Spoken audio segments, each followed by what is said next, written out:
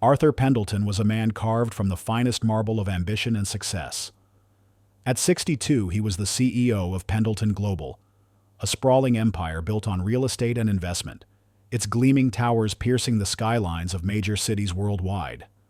His suits were tailored in Milan, his watches were Swiss masterpieces, and his penthouse in Manhattan offered a panoramic view that could make lesser mortals weep. Yet, for all his outward splendor, Arthur was a man defined by a stark, almost glacial solitude. His days were a relentless cycle of board meetings, market analyses, and power lunches, leaving no room for the softer edges of human connection.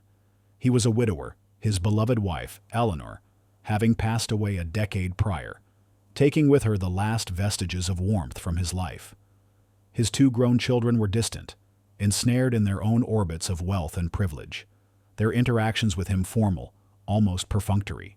Arthur, despite his immense fortune, was profoundly, chillingly alone. His fortress of solitude was meticulously maintained by a small, discreet staff. Among them was Sarah Vance, a young black woman in her mid-20s, employed by the high-end cleaning service Arthur contracted. Sarah was an anomaly in his pristine, silent world. She moved with a quiet efficiency, her presence barely registered by the stern security cameras or the watchful eyes of the building manager. She was simply the maid, one of the many cogs in the well-oiled machine of his life. Arthur rarely saw her, or anyone on his staff, beyond a fleeting, impersonal nod in the hallway. He preferred it that way. Proximity bred familiarity, and familiarity bred complications. Sarah, however, was far from impersonal. Her life was a vibrant, often chaotic tapestry, woven with threads of relentless hard work, unwavering dedication, and a boundless, fierce love. She was a single mother, raising 3 young boys. Her days started before dawn and ended long after dusk, a blur of school drop-offs, 2 cleaning jobs, a part-time shift at a local diner, and then, finally, the sweet, exhausted chaos of bedtime stories and whispered goodnights. She took pride in her work, meticulously cleaning Arthur's vast penthouse, not just for the paycheck, but with a quiet sense of responsibility. She noticed the small details, the untouched gourmet meals, the perfectly aligned books, the lingering scent of old money and solitude. Sometimes, a fleeting pang of something akin to pity would stir within her, seeing the stark emptiness amidst such opulence. But she quickly dismissed it. Her focus was always on her boys. They were her world, her motivation, her everything. The shift in Arthur's perception of Sarah began, subtly, almost imperceptibly, one dreary Tuesday afternoon. He had returned to his penthouse unexpectedly early, a rare occurrence. A crucial deal had fallen through, leaving him with a bitter taste in his mouth and an unfamiliar surge of raw, unchanneled frustration. He found Sarah in his sprawling living room, her usually quiet movements punctuated by a soft, melodic hum. She was carefully dusting a crystal sculpture, her voice a low, soothing lullaby. Arthur paused at the threshold, an invisible barrier between his world and hers. He wasn't accustomed to seeing his staff, especially not engaged in such a private, almost intimate act. He was about to retreat, to avoid the awkwardness of an unplanned encounter, when a glint caught his eye. It wasn't the sparkle of the expensive crystal, but something else. Sarah was wearing a simple silver locket, barely visible beneath her uniform, and as she moved, a tiny, almost imperceptible gleam emanated from it. Without thinking, Arthur said, "Excuse me." Sarah startled, her hum cutting off abruptly. She spun around, her eyes wide with surprise, a faint blush rising on her cheeks. "Mr. Pendleton, I didn't hear you come in. I'm almost finished here." Her voice was soft, apologetic. No, it's quite all right," Arthur said, surprising himself with his mild tone. His gaze, usually cold and assessing, was drawn to the locket. "What is that?" he asked, a rare flicker of curiosity animating his features. Sarah touched the locket, a small, tender gesture. "Oh, it's just a locket. My boys gave it to me." Her eyes softened, a warmth blooming in them that was utterly foreign to Arthur's world. "For my birthday, they pooled their pocket money. Boys." Triplet son's discovery left him speechless. The words echoed in Arthur's mind, a subtle hint of the revelation to come. 3 boys. Not one, but three. The sheer logistics of it, the financial burden, the relentless demands. It was a world utterly beyond his comprehension. He had 2 children, and they felt like an abstract concept most days. 3 young boys, living with a young woman who meticulously cleaned his opulent prison. The contrast was stark, almost jarring. Triplets? Arthur found himself asking, a question he rarely, if ever, directed at his staff. Sarah's smile widened, a flash of genuine joy illuminating her face. Not triplets, Mr. Pendleton. Just 3 boys. Close in age, though. They're my everything. Her gaze lingered on the locket, then she looked back at him, her smile fading slightly as she remembered their disparate roles. Is there anything else I can do, Mr. Pendleton? Arthur, still processing the image of her face lit by a mother's pride, shook his head. No, that will be all. Thank you, Sarah. He used her name, another small, uncharacteristic gesture. The encounter left Arthur feeling unsettled. The image of Sarah's genuine smile, the raw, uncomplicated love in her eyes when she spoke of her children, lingered long after she had quietly departed. He had built an empire, commanded immense respect, and possessed immeasurable wealth, yet he realized, with a chilling clarity, that he had never experienced a fraction of the pure, unadulterated joy he had seen in her fleeting expression. Over the next few weeks, a subtle shift occurred in Arthur's routine. He began to subtly adjust his schedule, finding himself returning home during Sarah's cleaning hours more frequently. He didn't engage her in conversation, merely offered a curt nod, but he watched. He watched her quiet efficiency, the way she hummed soft tunes, the almost tender way she handled his possessions. He saw her put a small, hand-drawn picture, clearly drawn by a child, into her uniform pocket before leaving one day. It was crudely drawn, a stick figure family, but to Arthur, it represented a richness he entirely lacked. The more he observed, the more the contrast between their lives grew stark in his mind. His endless board meetings, his sterile penthouse, his solitary meals, and her life, unseen, brimming with the vibrant, demanding chaos of 3 young boys, sustained by her tireless labor and profound love. He started to feel a strange, nascent curiosity, not just about Sarah, but about the world she inhabited, a world where life was lived for reasons far beyond market shares and quarterly reports. One blustery Friday afternoon, as Sarah was leaving, a gust of wind caught the penthouse door, almost slamming it shut before she could fully exit. Arthur, who had been watching her from his study, saw a flash of concern cross her face. She was struggling to balance her cleaning supplies, her bag, and her umbrella against the wind. He saw her glance at her watch, a look of desperate urgency in her eyes. It was past time for her to be somewhere. Something in that fleeting expression, the urgency, the maternal concern, stirred a dormant impulse within Arthur. It was an impulse entirely alien to his usual calculated nature. He felt an inexplicable urge to know more, to see the reality of the life that drove such quiet dedication. He had always controlled every aspect of his existence, but now he felt an almost irresistible pull towards the unknown, towards the unseen life of his quiet maid. Without a moment's hesitation, an uncharacteristic decision, born of pure, untamed curiosity, solidified in his mind. He grabbed his coat, retrieved his car keys from the valet, and made his way downstairs. He wasn't sure why he was doing it, driven by an instinct he couldn't articulate. He just knew he had to follow her. He had to see. He had to understand the source of that glint, that raw, unadulterated joy in her eyes. He, the Millionaire CEO, was about to secretly follow his young black maid home, unaware that the discovery of her triplet sons would leave him utterly speechless, fundamentally altering the very fabric of his solitary existence. The luxury car purred to life, a silent predator, embarking on a pursuit unlike any Arthur Pendleton had ever known. Arthur Pendleton, accustomed to commanding fleets of private jets and luxury sedans, found himself in the unfamiliar role of silent observer, navigating the mundane traffic of a Friday afternoon. He kept a discreet distance, his sleek black vehicle blending surprisingly well amidst the rush hour flow, a testament to its common model despite its bespoke interior. He watched Sarah, her small, reliable sedan cutting through the suburban sprawl, seemingly just another car in a sea of thousands. But to Arthur, it was a vessel carrying a secret world he was determined to uncover. His initial motivation was pure, unadulterated curiosity, a rare intellectual puzzle that hadn't been solved by a simple financial report or a Google search. The image of her genuine smile, the raw maternal love in her eyes when she spoke of her boys, and the simple silver locket, had etched itself into his formidable mind. It was an enigma in his perfectly rational, calculated universe. Sarah drove for what felt like an unusually long time, leaving the manicured lawns of the Upper East Side behind, venturing deeper into the boroughs. Arthur followed, his jaw subtly tightening as the neighborhoods shifted.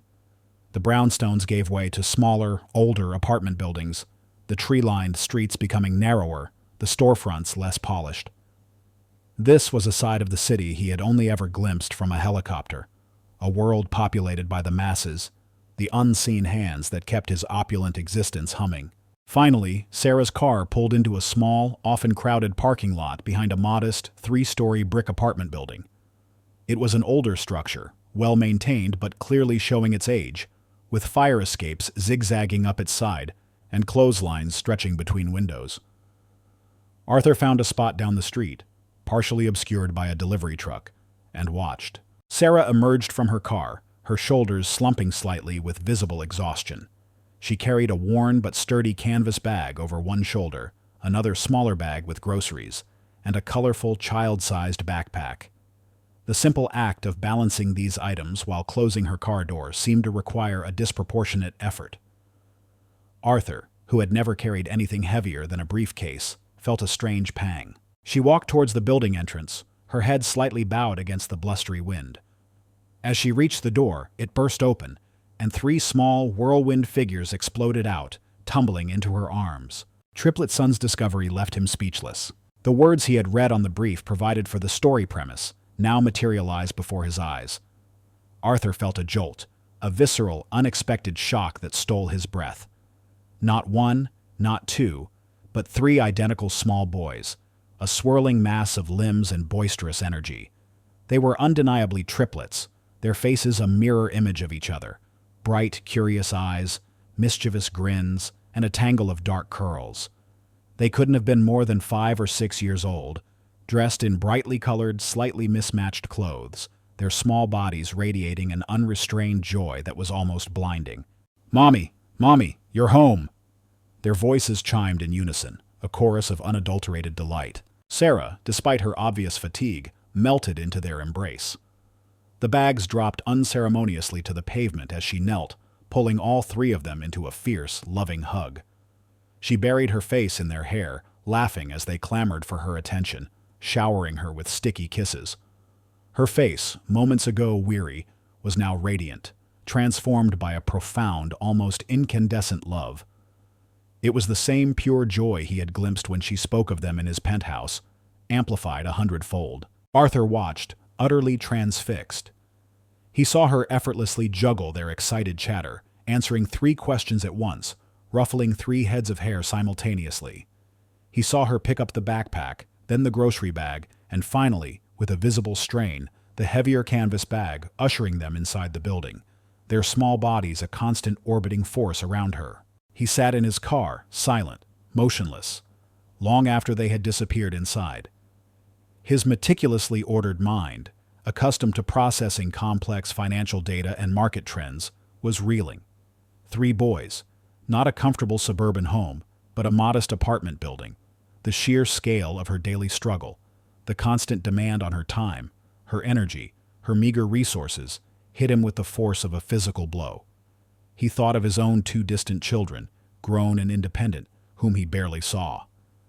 He thought of his vast, empty penthouse. He thought of the billions in his bank account. And he thought of Sarah, radiating a wealth of love and connection that dwarfed his entire fortune. His initial curiosity had been intellectual. Now it was profoundly, deeply emotional. It wasn't just about understanding Sarah anymore. It was about understanding a world he had deliberately ignored, a world where the greatest riches were not counted in dollars, but in sticky kisses and boisterous laughter. He had been meant to die in that car crash, and yet Lena Petrova had pulled him back. Now Sarah, unknowingly, was pulling him further, into a reality that challenged every assumption he held about value, purpose, and what truly constituted a life well lived. He started his car, but didn't drive away. He sat there, the engine purring softly as the lights flickered on in the windows of the apartment building. He imagined the scene inside, the bustling dinner, the evening routines, the bedtime stories. He had no experience with such warmth, such vibrant chaos. A strange, unfamiliar ache settled in his chest, a longing for something he didn't even know how to name. Arthur Pendleton, the man who had everything, felt a profound, unsettling emptiness. The discovery of Sarah's triplet sons had indeed left him speechless, but more importantly, it had left him profoundly, irrevocably changed. The glint in the simple locket was not just a reflection of light, it was a glimmer into a life that held a treasure beyond his comprehension, a treasure he was now compelled to understand, perhaps even to touch. His pursuit had taken an unexpected turn, from mere observation to a nascent, powerful desire to bridge the chasm between their two vastly different worlds. Arthur Pendleton didn't sleep that night. The pristine silence of his penthouse, usually a comfort, now felt oppressive, amplifying the echoes of laughter he'd witnessed in a dimly lit apartment building across town. His mind, accustomed to dissecting quarterly reports and hostile takeover strategies, was consumed by images of Sarah and her 3 identical boys. The raw, unfiltered joy of their reunion had been a revelation, a stark contrast to the sterile, transactional nature of his own existence. He, the man who owned half the city, felt an unprecedented sense of poverty, not of money, but of genuine human connection. His initial reaction had been pure shock, then a profound confusion. Why would a woman so dedicated, so clearly capable of immense love, choose to live in such apparent struggle? It defied his logic. He knew intellectually that poverty existed, but it was an abstract concept, a statistic. Seeing it embodied in Sarah's tired grace, juxtaposed with the vibrant energy of her sons, stirred something uncomfortable within him. He felt a rare pang of shame. Shame for his ignorance. Shame for his opulent isolation. The next morning, his usual routine felt meaningless. The stack of financial reports on his desk seemed trivial. The insistent buzz of his phone, signaling urgent calls from anxious executives, was an irritating distraction. He dismissed his driver, opting to walk, an almost unheard-of act for Arthur. He found himself gravitating towards the very apartment building he had spied on, drawn by an invisible thread. He stood across the street, watching, an incongruous figure in his impeccably tailored suit amidst the bustling morning commute. He saw children heading to school, parents rushing off to work, the mundane rhythm of ordinary lives. He saw Sarah emerge, shepherding the 3 boys, their small hands clutching hers, their bright voices chattering incessantly. They were a whirlwind of primary colors against the gray backdrop of the city, their identical faces alight with youthful exuberance. Arthur watched as she walked them to a nearby public elementary school, her patience endless as she knelt to tie a shoelace, disentangle a minor squabble, or simply listen to their excited pronouncements. She kissed each of them goodbye, a tender, lingering gesture, before rushing off in the opposite direction, presumably towards her first cleaning job. That morning, Arthur decided he couldn't simply observe anymore. Observation, while informative, didn't provide answers to the questions churning in his mind. He needed information, direct and unfiltered. But how did Arthur Pendleton, the inaccessible CEO, inquire about the private life of his cleaning staff without appearing bizarre? He couldn't just ask Sarah directly. That would be an invasion, and likely cause her discomfort. He needed a proxy, someone who could gather intelligence without raising alarms. His mind, ever strategic, landed on his longtime executive assistant, Susan. Susan was efficient, discreet, and possessed an uncanny ability to navigate any social or logistical labyrinth. She also had a surprisingly warm, maternal demeanor that Arthur, in his detached way, had always noted. Later that day, back in his office, Arthur summoned Susan. He spoke, as always, with his usual precise, uninflected tone, making no eye contact. "Susan, I require some Background information. Susan, who had weathered decades of Arthur's eccentricities, waited patiently. It concerns one of our contracted cleaning staff, Sarah Vance, the young woman who cleans my penthouse. He paused, choosing his words carefully. I've noticed. She appears to be under significant personal strain. She has 3 young children, boys, triplets perhaps. He hated the almost hopeful tone his voice took on the last word. Susan's expression remained perfectly neutral, but a flicker of knowing crossed her eyes. Yes, Mr. Pendleton, not triplets. Her boys are indeed close in age. I believe they are 5, 6, and 7 years old. It's quite a handful, I imagine, for a single mother. Arthur felt another jolt. Not triplets. Close in age. 3 separate birthdays. 3 different sets of needs. Yet all so small, all so dependent. The burden suddenly felt even heavier. A single mother, he repeated, the words hanging in the air. Her husband? The father? No husband, Mr. Pendleton, Susan confirmed, her voice soft. She's been raising them on her own for some time. I believe their father passed away a few years ago. Arthur's breath hitched. A widow, like him. The unexpected commonality, stark and painful, hit him unexpectedly hard. His wife, Eleanor, had died a decade ago, leaving him with an immense fortune, but an empty life. Sarah, too, had lost her partner, but she was left with 3 small children and a mountain of responsibilities. He had withdrawn into his wealth. She had thrown herself into nurturing life. The contrast was a sharp, uncomfortable mirror. And her living situation? Arthur pressed, his voice now a low murmur.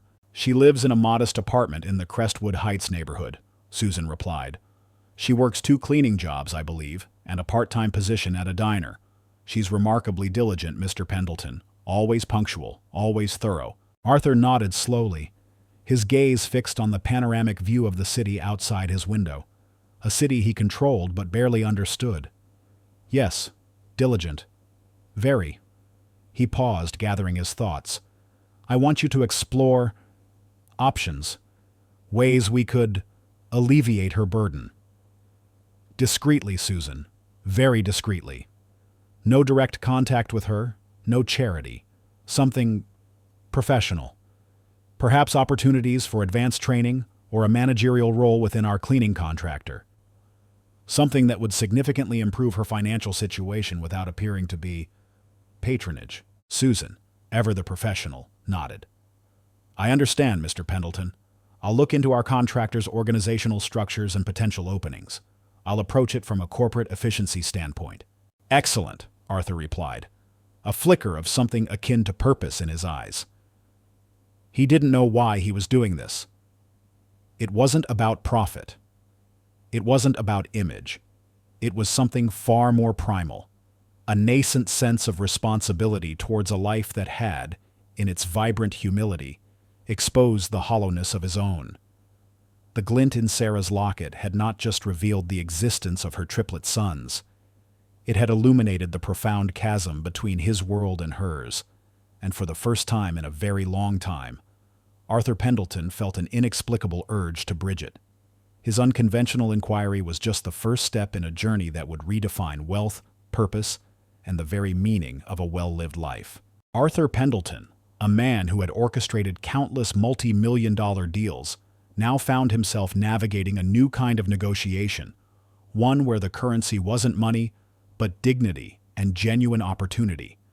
His executive assistant, Susan, a master of subtle corporate maneuvering, proved invaluable. She initiated a discreet audit of the cleaning contractor, identifying a surprising number of inefficiencies, and more importantly, a severe lack of internal growth opportunities for diligent employees.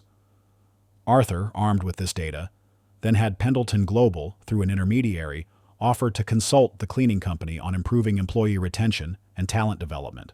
The cleaning company, eager to impress a major client like Pendleton Global, readily agreed.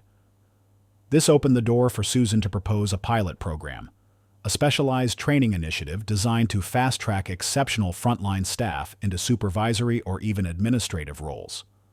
The criteria for selection were meticulous, focusing on work ethic, attention to detail, and a demonstrated capacity for leadership. Sarah Vance, naturally, was among the first candidates identified. Arthur watched from a distance, a silent, unseen architect. He received regular, detailed reports from Susan. Sarah, initially hesitant, accepted the opportunity. She excelled in the training, her innate intelligence and meticulous nature shining through. She absorbed new information like a sponge, mastering software, understanding scheduling logistics, and even demonstrating a surprising aptitude for conflict resolution among her peers.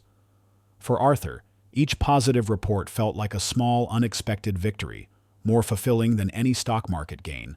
Meanwhile, his subtle observations of Sarah's personal life continued, though now with a deeper, more paternalistic concern. He learned her boys' names, Marcus, Elijah, and Noah, and their ages.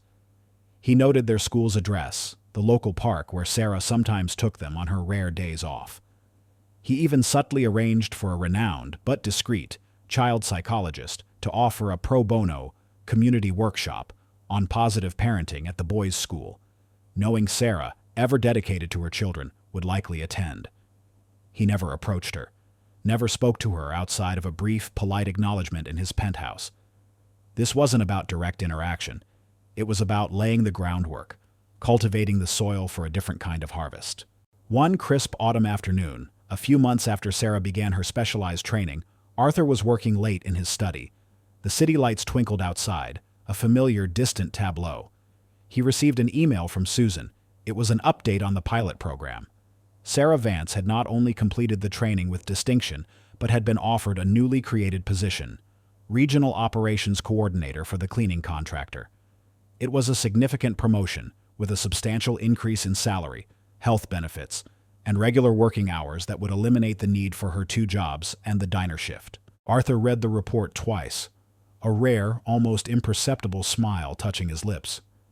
It wasn't about the money for him, of course. It was about the change, the impact. He imagined Sarah's reaction, the relief she must feel, the freedom she would gain. He envisioned her being able to spend more time with Marcus, Elijah, and Noah, their boisterous energy filling her life even more. He felt a quiet satisfaction, a warmth spreading through his chest that was entirely unfamiliar in his solitary existence. The next morning, Arthur deliberately timed his departure from the penthouse to coincide with Sarah's finishing her shift. He found her in the hallway, putting away her cleaning supplies. She looked tired, but there was a subtle lightness in her step, a hint of something new in her eyes. "Good morning, Sarah," Arthur said, his voice surprisingly soft. "Good morning, Mr. Pendleton," she replied, a polite smile on her face. He paused, a rare moment of awkwardness for a man who commanded boardrooms with ease. "I understand congratulations are in order," he said, his gaze direct. "On your promotion." Sarah's eyes widened, a flicker of surprise, then profound gratitude, replacing her polite demeanor. Her smile became genuine, radiant. "Oh, you heard?" "Yes, Mr. Pendleton. It's a dream come true, a game changer for me and my boys." Her voice trembled slightly with emotion. "I can't tell you what this means. To have regular hours, proper benefits, it's everything." Arthur simply nodded, allowing her words to wash over him. He saw the raw, unadulterated relief in her eyes, the sheer joy that radiated from her. This was the harvest. This was the glint he had seen in her locket, now reflected in her entire being. "You earned it, Sarah," Arthur stated, his voice firm with sincerity. "Your diligence and capability are evident." He almost added, "I knew you would," but stopped himself. This wasn't about his foresight. It was about her hard work. Sarah looked at him, her gaze holding a deeper understanding, a sense of something unspoken passing between them. She didn't know the extent of his subtle orchestration, but she sensed his quiet approval, his unexpected interest. "Thank you, Mr. Pendleton," she said again, the words imbued with profound gratitude. "Truly, thank you." As she turned to leave, a slight bounce in her step, Arthur watched her go. He realized then that his pursuit of Sarah's unseen world had yielded something far more valuable than intellectual answers. It had given him a taste of purpose beyond profit, a connection to the human fabric of the city he had always viewed from above. The seeds he had quietly sown were not just for Sarah. They were for him, too. They were the seeds of a different life, slowly, subtly, beginning to take root in the once barren soil of Arthur Pendleton's heart. The distant laughter of three small boys, once an enigma, now felt like a promise of something new. The harrowing ordeal at St. Jude's Children's Hospital was a crucible for Arthur Pendleton. The sterile white walls, the hushed intensity of the pediatric ICU, the raw fear etched on Sarah's face. It stripped away the last vestiges of his insulated existence. For the first time in decades, Arthur felt genuinely powerless, facing a crisis that couldn't be solved with a hostile takeover bid or a strategic acquisition. He was confronted with the fragile preciousness of human life, particularly the life of a child, and the immense, terrifying vulnerability of a parent. The sight of Marcus and Noah, silent and wide-eyed with fear, clutching their worn stuffed animals, shattered something deep within his carefully constructed emotional fortress. These weren't abstract concepts. These were living, breathing extensions of Sarah, of the quiet strength he had observed from afar. His pledge to cover Elijah's medical expenses wasn't a calculated move. It was an instinctive, guttural response to alleviate Sarah's pain. It was the first time in his life he had offered help without expecting anything in return, without a hidden agenda or a future benefit analysis. And in that selfless act, something within him shifted irrevocably. The relief that washed over Sarah, the way her shoulders seemed to unburden themselves, was a reward more profound than any financial triumph he had ever experienced. He had wielded his immense wealth not for power, but for salvation, and the feeling was intoxicating, humbling, and utterly alien. In the days that followed, Arthur remained a constant, if quiet, presence at the hospital. He didn't hover, didn't intrude. He simply was there. He occupied a corner chair in the waiting room, observing the rhythm of the ICU, the quiet efficiency of the medical staff, and most importantly, the unwavering devotion of Sarah. He watched her gentle touch as she stroked Elijah's forehead, the soft lullabies she hummed to soothe his pain, the infinite patience she extended to Marcus and Noah, who often visited their brother, bringing him drawings and whispered stories. He saw a depth of resilience and love in Sarah that he had never witnessed in any boardroom, any negotiation, or in his own rarefied social circles. He found himself inadvertently drawn into the periphery of their family life. Marcus, a curious and observant child, would sometimes approach Arthur's corner, offering a crayon drawing or asking a simple, innocent question about his watch. Noah, shyer, would just gaze at him with wide, intelligent eyes. Arthur, initially stiff and uncomfortable, found himself softening, offering gruff but gentle responses, even sharing a rare, small smile. He wasn't the CEO anymore. He was just a solid, reassuring figure in a time of crisis. He observed Sarah's interactions with the doctors, her sharp questions, her meticulous notes, her unwavering advocacy for Elijah. He saw her as a formidable force of nature, a lioness protecting her cubs, and he felt an unexpected surge of respect that went far beyond his initial intellectual curiosity. Meanwhile, the outside world, his world, continued to clamor for his attention. His executives called incessantly, demanding decisions, strategizing against rivals, and reporting on market fluctuations. The demands of Pendleton Global felt distant, almost trivial. He would answer calls briefly, decisively, then return his focus to the quiet drama unfolding in the ICU waiting room. His executive assistant, Susan, now fully aware of the situation and Arthur's unprecedented involvement, became his gatekeeper, shielding him from unnecessary intrusions and managing the corporate empire with quiet efficiency, marveling at the transformation in her usually unapproachable boss. She saw not just a man helping an employee, but a man finding a piece of himself he hadn't known was missing. Elijah's slow, arduous recovery became a shared journey. Arthur, leveraging his extensive network, arranged for top specialists to review Elijah's case, ensuring he received the absolute best care. He quietly funded experimental treatments, secured private nursing care for when Elijah eventually went home, and even arranged for modifications to Sarah's modest apartment to accommodate Elijah's long-term needs, all without Sarah's explicit knowledge, funneled through the hospital foundation or the clinic's new benevolent fund. He wasn't just paying the bills. He was actively managing Elijah's recovery like a complex project, but with a level of personal investment he had never given to any corporate venture. As Elijah slowly improved, the tension in Sarah's shoulders eased, the light returned to her eyes, and Marcus and Noah's boisterous energy slowly began to seep back. One afternoon, Sarah found Arthur alone in the waiting room, unusually quiet. Elijah had just been moved out of the ICU and into a regular room, a major milestone. "Mr. Pendleton," Sarah began, her voice soft, filled with a depth of emotion that made his throat tighten. I don't know what to say. The doctors said you arranged for everything, the specialists, the funding for the long-term care, even the modifications to my apartment. I don't understand why you're doing all this. You didn't have to." Arthur turned to her, his gaze direct. He struggled for words, something he rarely did. His usual pronouncements of corporate responsibility or philanthropic duty felt hollow, inadequate. This was beyond that. "Sarah," he said, his voice a low, gravelly murmur. "That night, when you saved me, I was in a very dark place. I was ready to let go. You pulled me back. You didn't just save my life. You gave me a glimpse of something I had lost, or never had." He paused, his gaze sweeping over the bustling hallway, then back to her. "Your dedication, your love for your boys, it's a powerful thing. It's real. And I wanted to help. Genuinely." Sarah looked at him, her eyes softening with a deep understanding. She saw not the aloof billionaire, but a man profoundly touched by vulnerability, seeking connection. She understood in that moment that his immense wealth was not a barrier, but merely a tool, and that his actions stemmed from a place of nascent, raw humanity.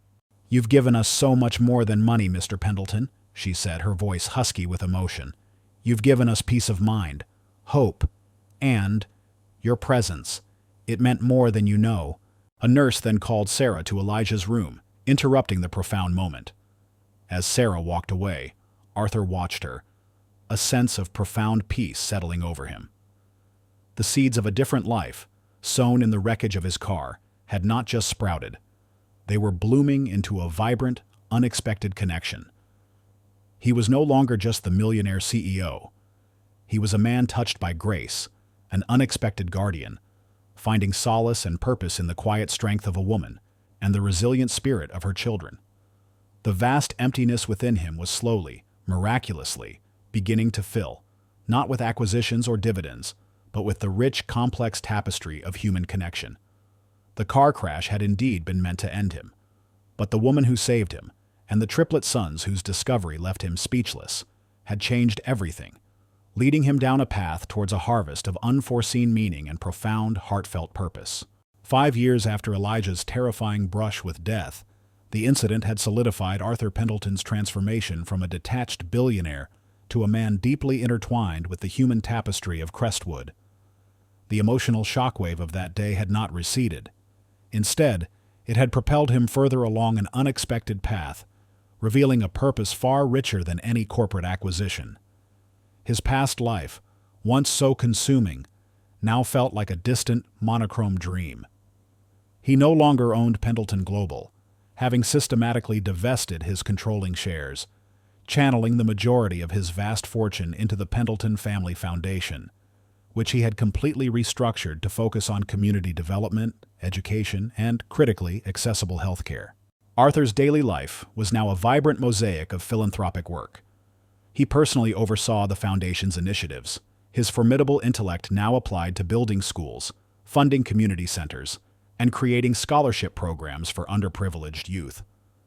He was a familiar, if still somewhat imposing figure at local charity events, at groundbreaking ceremonies for new community projects, and even, on occasion, quietly attending parent-teacher conferences at the boys' school. His interactions were no longer transactional. They were genuinely engaged, marked by a quiet sincerity that surprised and disarmed those who had only known the formidable CEO. The lines of stress had softened around his eyes, replaced by a thoughtful depth, and a rare, genuine smile appeared more often, particularly when he spoke of the foundation's impact. Sarah Vance, having fully embraced her role as regional operations coordinator, had continued to flourish.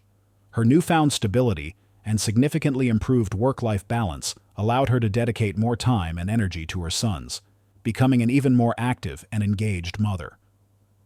Elijah, now a healthy, energetic 10-year-old, was thriving, his allergy meticulously managed, thanks to the specialized care Arthur's foundation continued to provide. Marcus and Noah, equally vibrant and curious, were excelling in school, their bond as identical twins a source of endless delight. Sarah also became a quiet but powerful advocate within her community, leveraging her improved status and the network she implicitly gained through her work with Arthur's initiatives. She helped organize local food drives, mentored younger single mothers, and served on the PTA, her empathy and resilience a guiding light for many. Her life, though still grounded in hard work, now hummed with a profound sense of security and purpose, a direct result of the unexpected intervention of a man who was once merely her employer. The relationship between Arthur and Sarah had evolved into a unique and profound bond. It was no longer one of employer and employee, nor merely benefactor and recipient. It was a deep, unspoken partnership built on mutual respect, shared values, and a quiet, profound affection. Sarah had become Arthur's touchstone, his moral compass. Her practical insights, her unwavering focus on the human element, and her genuine understanding of community needs were invaluable to the foundation's work. She often served as his quiet advisor, grounding his grand philanthropic visions in the tangible realities of the people they sought to help. Arthur, in turn, provided her with a sense of security, stability, and an unprecedented platform to make a difference beyond her immediate sphere. Their conversations were no longer brief pleasantries. They were in-depth discussions about educational reform, healthcare access, and the challenges of poverty, their intellects sparking off each other in a synergy neither had anticipated. The Pendleton Family Foundation had, over the past 5 years, transformed Crestwood. The modest apartment building where Sarah lived had undergone extensive renovations, upgraded into affordable modern housing units with community spaces and a small on-site learning center funded by the foundation. The public elementary school the boys attended now boasted state-of-the-art technology, robust arts programs, and a fully stocked library, all thanks to sustained investment from Arthur's philanthropy. Crestwood, once a city of stark economic contrasts, was slowly but surely becoming a more equitable place, a model for urban revitalization driven by private philanthropy deeply invested in local communities. The influence of Arthur, guided by the silent lessons learned from Sarah, had created a tangible, lasting legacy that permeated every aspect of civic life. The car crash, the pivotal moment that was meant to end Arthur's life, was now a distant echo, utterly eclipsed by the vibrant symphony of purpose it had inadvertently unleashed. The memory of his former ruthlessness had faded, replaced by the widespread admiration for his genuine transformation and his profound impact on countless lives. The final image of Crestwood on this particular crisp autumn afternoon, 10 years after the crash, paints a heartwarming picture of this unfolding legacy. It's the grand opening of the Vance Pendleton Community Center, a sprawling, state-of-the-art facility built on what was once a neglected, abandoned lot in the heart of Sarah's neighborhood.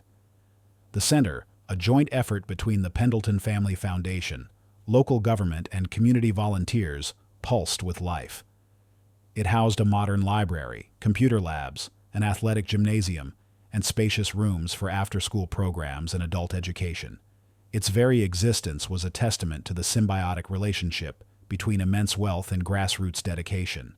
Inside the bustling main hall, filled with a diverse, joyous crowd of residents, Arthur Pendleton, looking notably more relaxed and genuinely happy, stands on a podium. He's speaking, not with the dry formality of a CEO, but with warmth and sincerity, his voice echoing with pride as he introduces the center. He credits the community's spirit and vision. Then he gestures to his side. Sarah Vance, elegant and poised, though still radiating her innate warmth, steps forward. She is no longer just the regional operations coordinator. She is now the executive director of the Vance Pendleton Community Center, a role she embraced with both humility and fierce determination. Her 3 sons, Marcus, Elijah, and Noah, now energetic teenagers, stand proudly in the front row, looking up at their mother with adoration. Elijah, tall and lanky, flashes a confident smile. Sarah addresses the crowd, her voice clear and resonant, speaking of the power of community, the importance of opportunity, and the strength of shared dreams. Her gaze meets Arthur's, a silent acknowledgement passing between them, a profound understanding of the journey they had shared, from a desperate moment of survival to this vibrant culmination of shared purpose. Outside, children laugh as they play on the new playground. Families gather for picnics on the manicured lawns, and teenagers shoot hoops on the basketball courts. The air in Crestwood is no longer thick with unspoken tensions or the quiet desperation of struggle. Instead, it hums with the vibrant energy of possibility, of hope fulfilled, and of lives transformed. The millionaire was meant to die, but the woman who saved him, and the discovery of her triplet sons, had not only changed his fate, but had, through the enduring power of connection and purpose, cultivated a lasting legacy that truly bloomed for an entire community. 15 years had passed since the night Arthur Pendleton's life was meant to end, a night that instead became the genesis of an extraordinary transformation, a convergence of fate and profound human connection. Crestwood, once a city of stark economic divides and quiet struggles, now flourished as a vibrant testament to the power of shared purpose, its landscape profoundly reshaped by the ripple effect of unexpected kindness. The legacy was not merely etched in bricks and mortar, but woven into the very fabric of countless lives. Arthur Pendleton, now 77, had completely shed the skin of the ruthless CEO. He was no longer just a philanthropist. He was a revered elder statesman, a global advocate for social equity and sustainable development. The Pendleton Family Foundation had grown into one of the world's most influential philanthropic organizations, consistently ranked for its innovative, community-centric approaches. Arthur had transformed his vast estate into the Pendleton Global Impact Campus, a sprawling hub of innovation that hosted international summits on poverty alleviation, climate resilience, and equitable education. His days were filled with advising world leaders, mentoring young humanitarians, and overseeing groundbreaking projects in forgotten corners of the globe. His once cold blue eyes now held a deep, reflective warmth, and his once impenetrable demeanor had softened into one of approachable wisdom. He had found a richness in life that surpassed all his former ambitions, a profound contentment born from service and genuine connection. Sarah Vance, the quiet maid who had unknowingly set this transformation in motion, had, in turn, become a formidable leader in her own right. She served as the president of the Pendleton Global Impact Foundation, directing its vast resources and strategic initiatives. Her practical wisdom, deep empathy, and unwavering commitment to dignity made her an indispensable force. She tirelessly traveled the world, ensuring that projects were not just financially sound, but truly impactful, respectful of local cultures, and responsive to genuine community needs. Lena's quiet influence had shown Arthur the path to genuine compassion. Sarah had now become its most effective and empathetic implementer. Her 3 sons, Marcus, Elijah, and Noah, now thriving young men in their early 20s, were testaments to her resilience and the power of opportunity. Marcus pursued a career in urban planning, driven by a desire to create equitable cities. Elijah, forever marked by his near-death experience, studied medicine, aiming to serve underserved communities. Noah, the quiet observer, found his passion in education, dedicating himself to mentoring at-risk youth. Their success was not just their own, it was a living embodiment of the legacy their mother, and by extension, Arthur, had built. The Vance Pendleton Community Center, the crowning jewel of Crestwood's transformation, was a thriving microcosm of what a truly equitable society could be. It had expanded into a multi-generational campus, offering everything from early childhood education to vocational training for adults and senior wellness programs. It was a place where cultural diversity was celebrated, where learning was lifelong, and where every resident, regardless of background, felt a profound sense of belonging. The center was a vibrant, daily reminder that the true strength of a community lay not in its wealthiest citizens alone, but in its collective compassion and shared opportunities. The story of Arthur Pendleton and Sarah Vance had evolved from a local curiosity into a globally recognized narrative. It was taught in business schools as a case study in ethical leadership, in sociology classes as an example of social mobility, and, most importantly, told as a beloved fable in Crestwood itself, a testament to how one man's redemption, sparked by an unforeseen encounter, could ignite a beacon of hope that illuminated an entire community, and then the world. The memory of the car crash had become a distant, almost sacred origin point, the moment when fate, guided by an unseen hand, offered a second chance that transformed not just a life, but an entire legacy. The final image of Crestwood on a warm, bustling Saturday afternoon, 15 years after the crash, paints a breathtaking portrait of this enduring legacy. It's the annual Crestwood Unity Festival, held on the sprawling, interconnected grounds of the Vance Pendleton Community Center and the newly established Pendleton Global Impact Campus, seamlessly blending philanthropy with everyday community life. Thousands of people, a vibrant tapestry of ages, ethnicities, and backgrounds gather, celebrating their shared prosperity and interconnectedness. On a central stage, beneath a massive banner proclaiming Unity, Opportunity, Impact, Arthur Pendleton, his face alight with a serene joy, delivers a heartfelt speech. He speaks not of his own achievements, but of the collective spirit of Crestwood, of the dedication of leaders like Sarah, and of the limitless potential of human kindness. His voice, once stern, now carries a profound warmth that resonates deeply with the crowd. Beside him, Sarah Vance, elegant and poised, holds her hand up for a moment of quiet applause as Arthur acknowledges her profound contributions.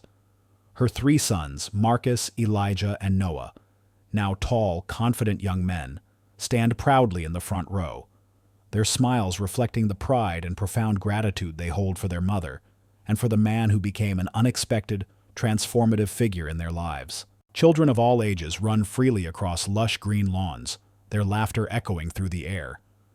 Diverse music fills the festival grounds, mingling with the rich aromas of international foods from various stalls. Community gardens, tended by volunteers, burst with colorful blooms, symbolizing growth and renewal. There's an undeniable hum of vitality, a palpable sense of belonging and shared purpose that permeates every corner of Crestwood. The millionaire was indeed meant to die in that car crash, but the woman who saved him, and the discovery of her triplet sons, had not only altered his destiny but had, through the enduring power of connection and purpose, woven an extraordinary tapestry of hope and prosperity that would continue to unfold for generations to come. A true bloom of shared purpose. If Arthur Pendleton's story stirred your heart and reminded you that courage can alter destinies and that light always finds a path even in the deepest darkness, please leave a comment below. Share this narrative with those who need inspiration, like, subscribe, and hit the bell to never miss upcoming narratives that delve into the profound human spirit and the power of unseen heroes. Thank you for joining this journey.